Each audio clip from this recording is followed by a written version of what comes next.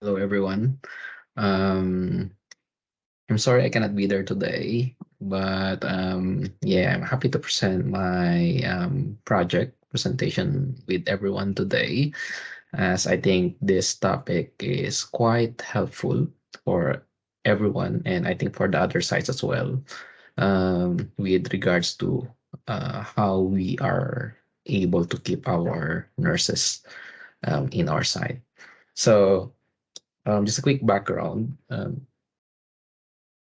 In 2020, I was part of the Mantle program um, clinical leadership course as well. But due to certain circumstances, I was on leave. I had to go. I wasn't able to attend majority of the sessions, so I had to drop. I had to stop that training that I had on year 2020. But that is when this project started.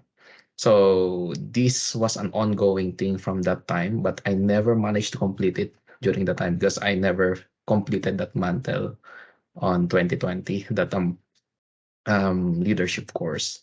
So my topic is about how how to decrease the resignation rate, or how do we manage to keep our nurses in our site or in our facility longer. I mean, as we all know, so many nurses are going to DHB, higher pay rate, penal rate, all of these things are factors for that.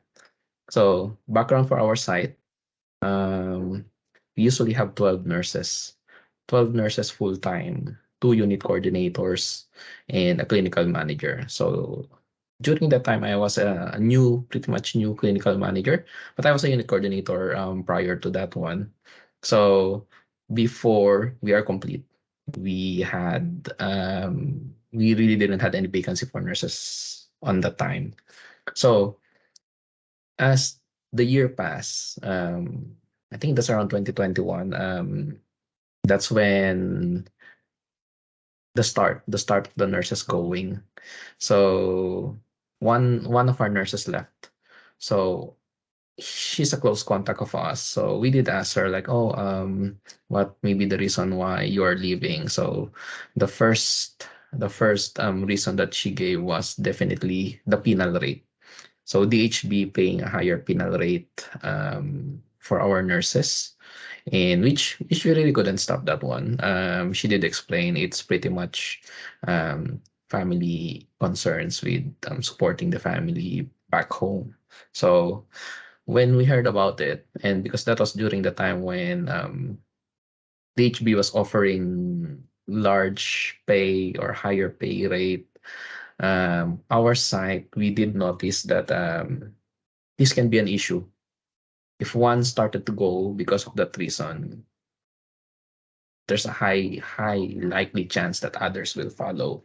So knowing that this one will occur, we started training our level four caregivers. We actually raised it up. So it wasn't really much of help when we did raise it because it was only starting. So the concern was still not there, but we can see that it's already starting. So what we did is we had a look with our level four caregivers. So we started training them because what we're thinking is uh, sooner or later nurses will start going. So just to preempt that foresight that we had, we started training these caregivers. So training medications, training to do their assessments, training to basically function more than what a senior caregiver can do. So we had that time while we are training them, the nurses started going one by one. So with pretty much the same reason, they are being offered a higher rate. They are being offered the higher penal rate. So of course, when one goes, we had a close clinical team. So when one left, they are in touch with them. They were actually given a feedback like, look, I'm gaining more pay in the hospital. So they started going. So up to the point that I was left, or our facility was left with just two nurses, two unit coordinators, and that one of the unit coordinator went for maternity leave, and just me, clinical manager. So during that time, so we have this green brain state and that red brain state are happening already. So um, what do we do? That's the question. We don't have any staff. How can we function? We don't have any staff. So we gathered around. The nurses pretty much talked about it, and we just had a meeting. So okay, um, we asked them. We asked them like, what what's the plan? So pretty much that's also their question to us. What's the plan? So I also returned that question back to them. So what is your plan? Just an honest conversation. No one's going to get offended, but I want to know um, your position as well, because at least if we know where we are, then we can already plan ahead on what we're gonna do. So I have to step back. I have to compose myself and be brave to talk to the team about it. So one of the nurses among the two had already informed me like, look, Ivan, even me, I'm having problems with supporting my family in the Philippines. So I also have a plan that applying to hospital. So it's not now, but it's still a plan for me. So okay, so I thanked her for being honest and inform me about that. So the other one stayed. She did inform me like, look, um, I'm still happy to stay as long as you tell me what your insights or what your plan for the team, because with this one happening, what are we going to do about it? Okay, so at least that's a plus. That's a plus. Someone is already willing to stay as long as they get updated with what's happening. So from that, we already discussed it with the team, like a whole team. So it's just a small team. There's only like one, two, three, four of us left. So we're just brainstorming. So even that other person that was going was included still on that one. Even though we know that she's going, we still involve her with our planning. So yeah, pretty much there's really nothing we can do because we're kind of like stuck. We don't get applicants, we don't get new nurses, and the nurses resigning was just quicker than how much nurses we are getting. So even though if we are getting applicants during the time, even after a month, they still resign, because what we learned is when they apply in our site, and we've got DHB Middlemore who's close to us, they actually also send an application to Middlemore. So what happens is um, we respond to them quickly, but then even though if hospital responds to them a little bit later, we have hired them, but because they have a plan of going to the hospital, they still go there. So after a month of training, they still decide to go. So it was really a battle. How we are functioning, people may ask. We were used to using a lot of bureau. And actually, the good thing there is because remember, we started training staff, the caregivers. We managed to maximize their potential, covering for the floor while the nurse oversee them. So even if we have really less nurse during that time, we managed to still function as a care home. So we stopped all the admission. I think everyone would be familiar with that one. So that was like a temporary solution, but the problem is still there. Why are we losing the nurses? So there was a nurse that's been staying in the facility for a very long time. So that was me. That was me. I've been in the site for 11 years. So I've asked the nurse pretty much the other one is staying because he wants to know what my plan is. So I really couldn't get much to that one. So I asked myself, why am I still at David Langi after those 11 years? Why am I still here? What made me stay? So there's no other person that can answer that aside from me because I was the longest staying staff or nurse in the site.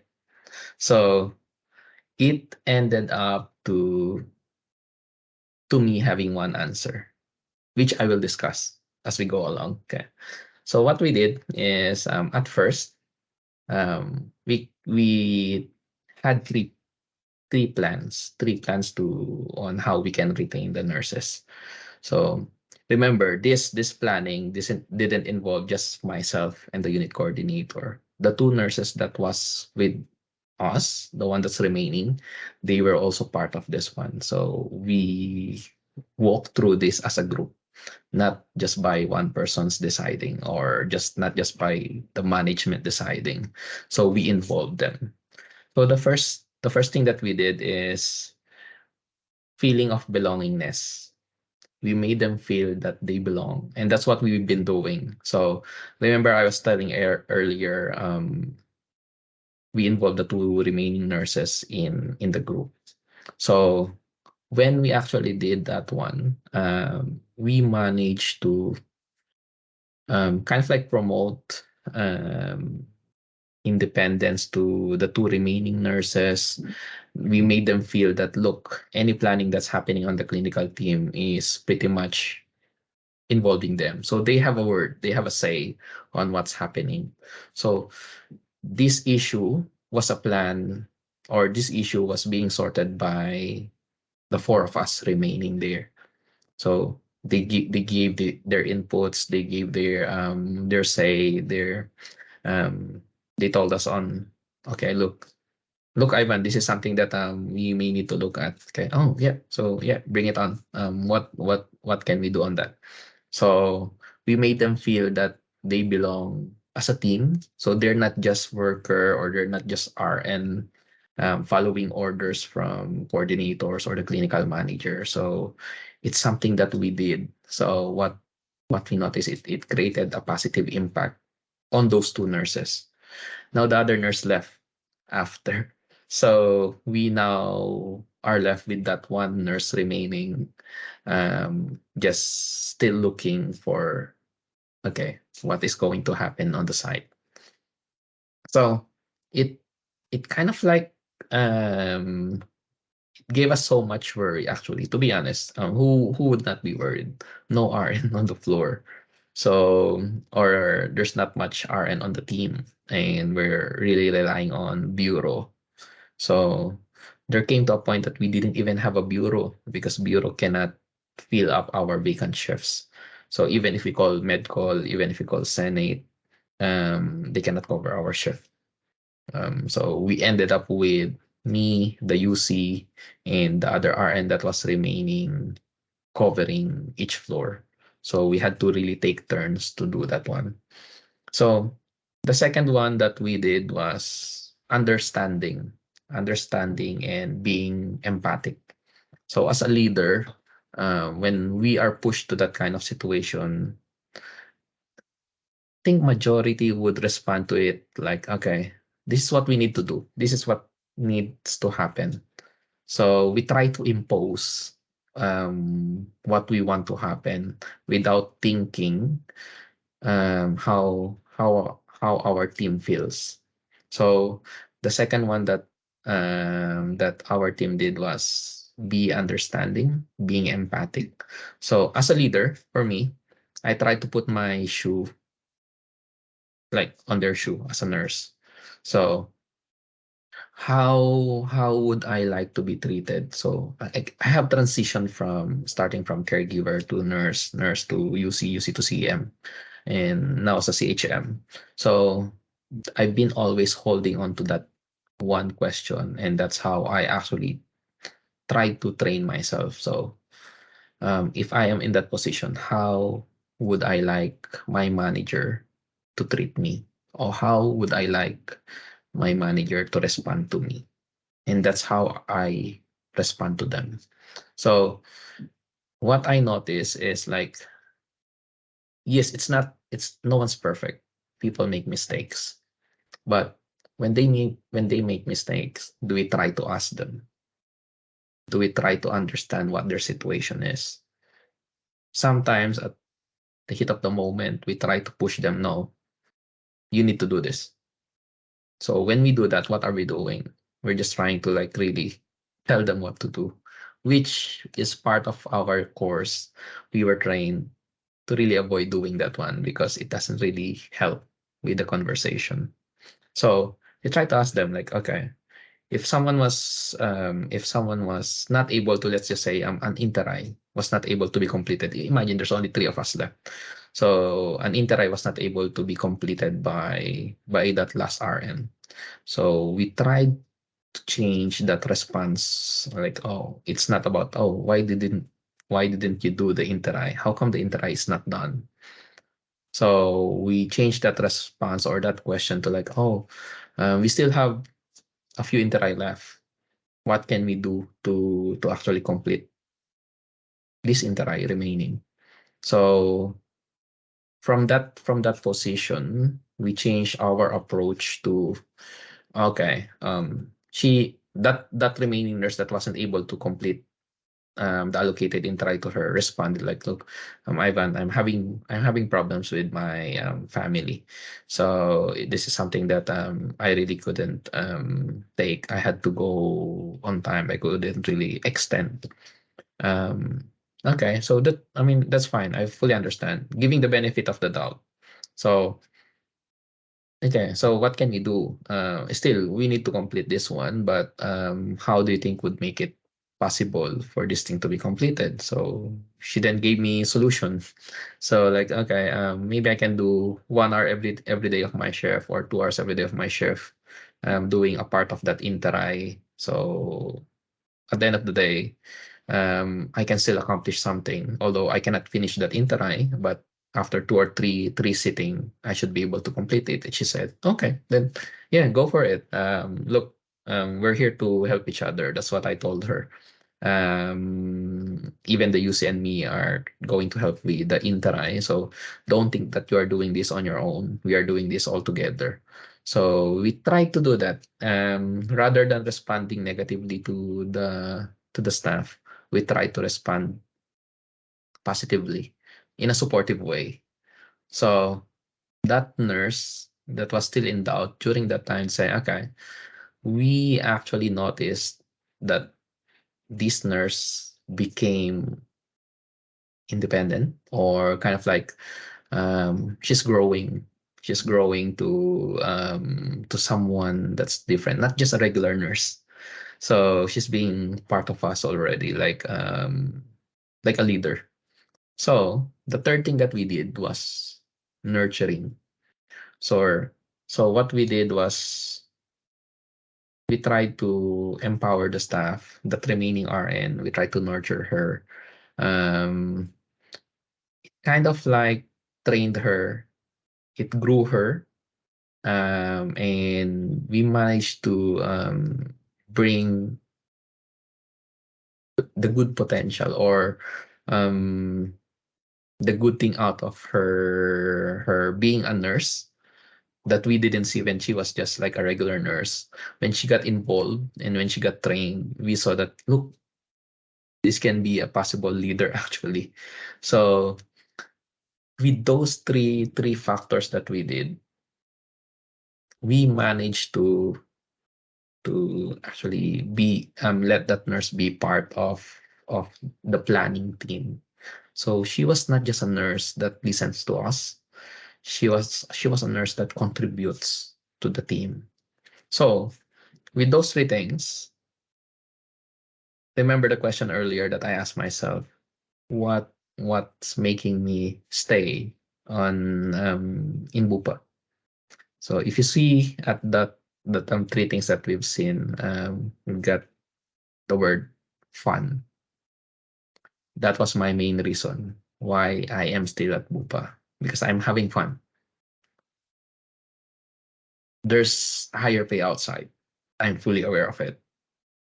But on my point of view, I mean, yes, money contributes a lot.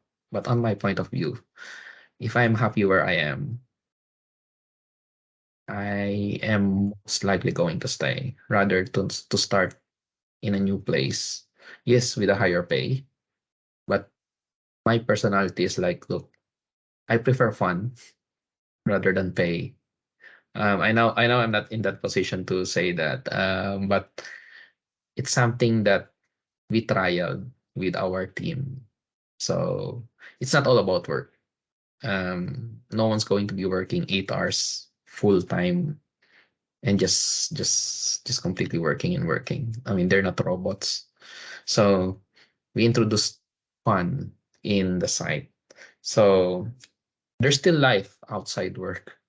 So what we did is like, look, once in a while we went out as a team. So it's life outside work.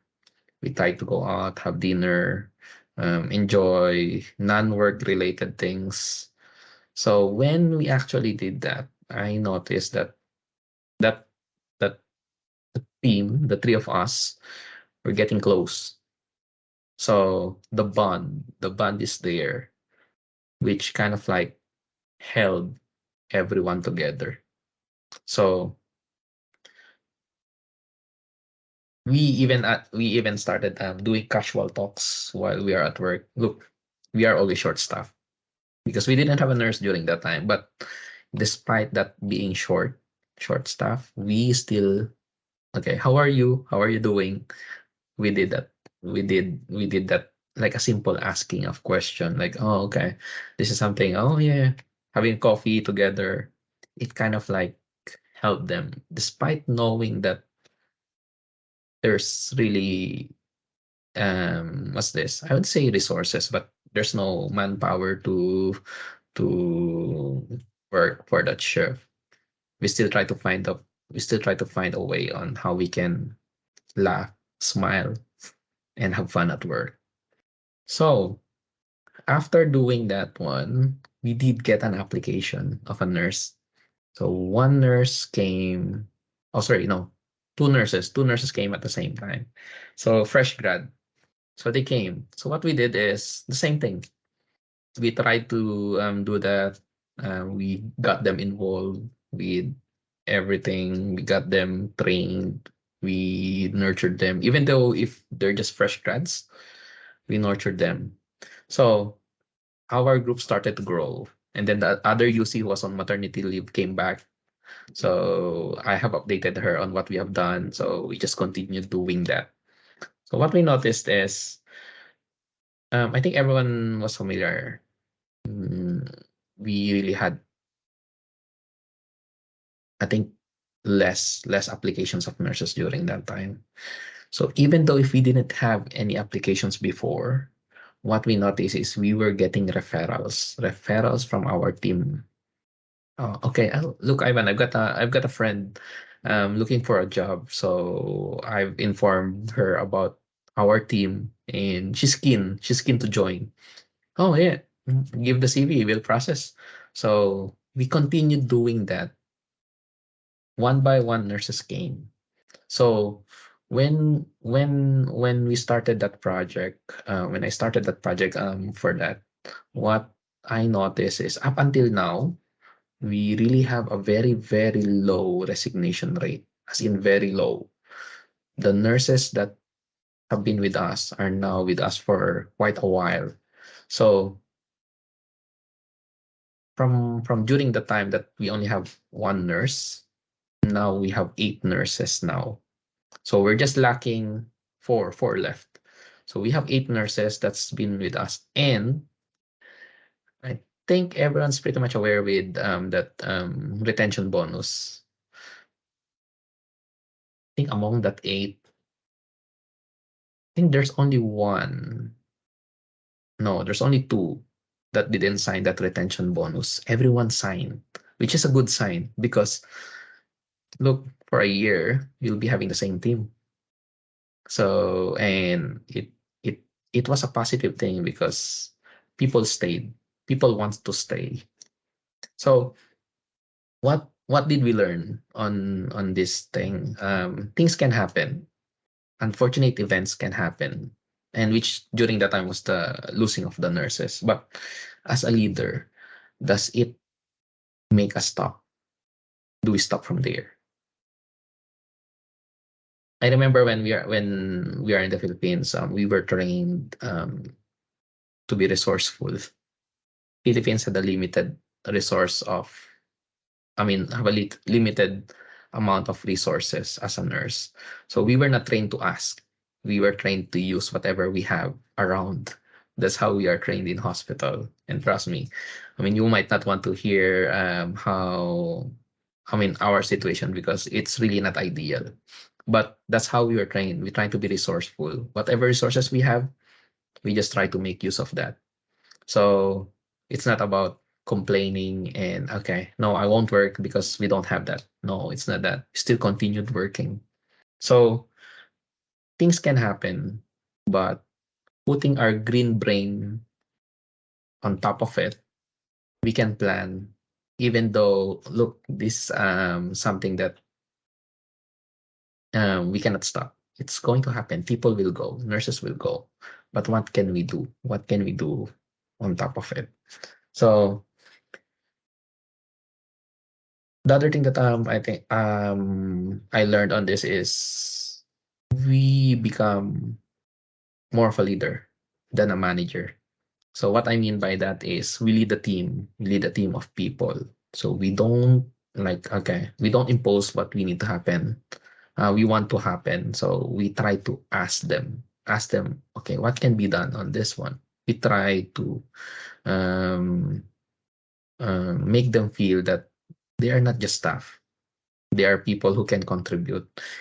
And one thing that I learned is like, look, even like now, I'm a care home manager. There are still things that when when I make that decision, um, sometimes I notice that some of my nurses, I mean, my decision may be good, but one of the nurses would say like, look, Ivan, how about this? Oh yeah, actually that's a good that's a good one, a better one than what I've thought. So we try to get their input because like I remember that activity that we did. It's like that survival. So we had that one person who was quiet that time that may actually have the best response to it. So as a leader, we look at everyone in the team.